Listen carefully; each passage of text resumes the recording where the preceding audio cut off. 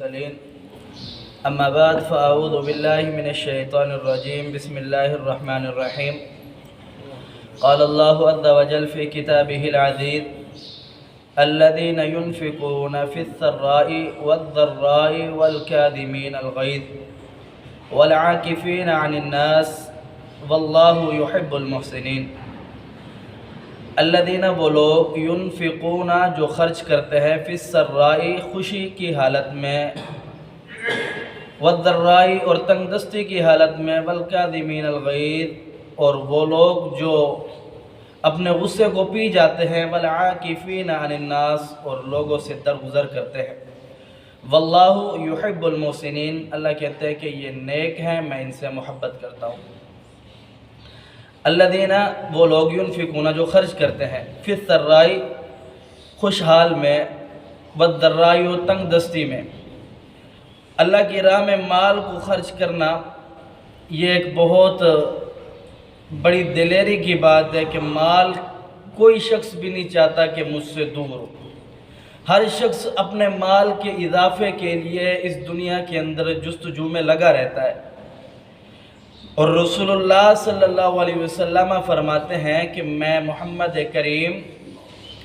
ضامن ہوں اس بات کی حقیقت پر کہ مال کو خرچ کرنے سے کبھی مال کم نہیں ہوتا اور نبی کریم صلی اللہ علیہ وسلم فرماتے ہیں کہ ابو ہریرہ راوی ہے آپ علیہ السلام نے فرمایا روز قیامت کا دن ہوگا جس وقت کوئی سایہ نہیں ہوگا اس وقت اللہ پاک اس شخص کو اپنے عرش کا سایہ نصیب فرمائیں گے جس شخص نے دنیا کے اندر اللہ رب العالمین کے لیے مال کو خرچ کیا اور مال یہاں پر فی السراء والضراء تنگ دستی اور خوشحال کے الفاظ آئے ہیں خوشی کی حالت میں مال خرچ کرنا یہ تو ضروری ہے صدقہ انسان کرے صدقہ تو گناہوں کو مٹا دیتا ہے بلاؤں کو دور کر دیتا ہے والضراء اور تکلیف کی حالت میں جب مال نہ ہو تب مال خرچ کرنا آپ دیکھیں غزوہ تبوک کے موقع کو صحابہ کرام نے کس طریقے رسول اللہ صلی اللہ علیہ وسلم کے حکم کو مانتے ہوئے مال کو دیا جناب عمر کہتے ہیں کہ آج میں نے سوچا کہ ابو بکر سے جیتنا ہے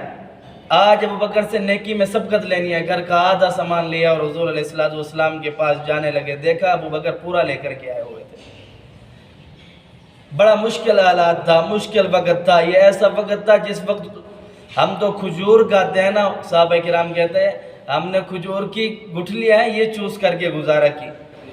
ہم اونٹوں کو ذبح کر کے ان کی اوجڑیوں سے پانی نکال کر کے پی رہے تھے یہ مشکل حالات تھا رسول اللہ صلی اللہ علیہ وسلم نے سوال کیا مال خرچ کرو صحابہ کرام نے بے دلیب مال خرچ کیا عثمان غنی نے کتنے اونٹ دے دیا ساز و سامان کے ساتھ لدے ہوئے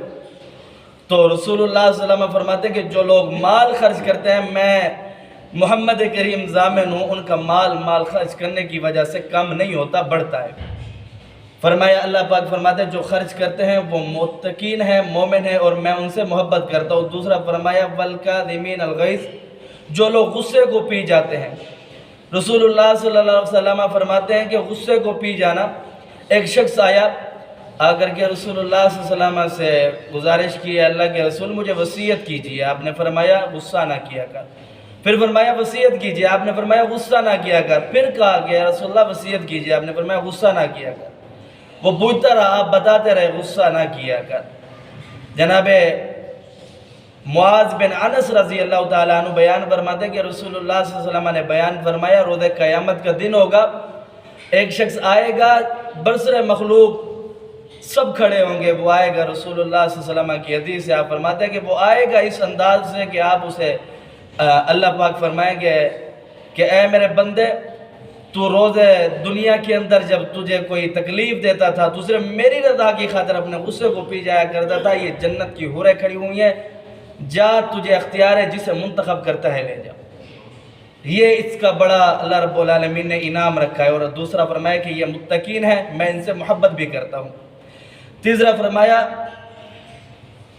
والعاکفین عن الناس لوگوں سے درگزر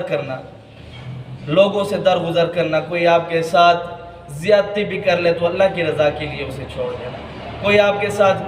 ناانصافی کرتا ہے تو اللہ کی رضا کے لیے اسے چھوڑ دینا. تو صرف میں جہاں اللہ کی رضا ہو تو اللہ رب العالمین فرماتے ہیں کہ جو میری رضا کی خاطر مجھے خوش کرنے کے لیے کسی سے نفرت کرتا ہے یا کسی سے محبت کرتا ہے یا مجھے راضی کرنے کے لیے کسی کا بھلا سوچتا ہے, مجھے راضی کرنے کے لیے چپ ہو جاتا ہے, خاموش ہو جاتا ہے, تو اللہ پاک فرماتے ہیں کہ ایسا بندہ یہ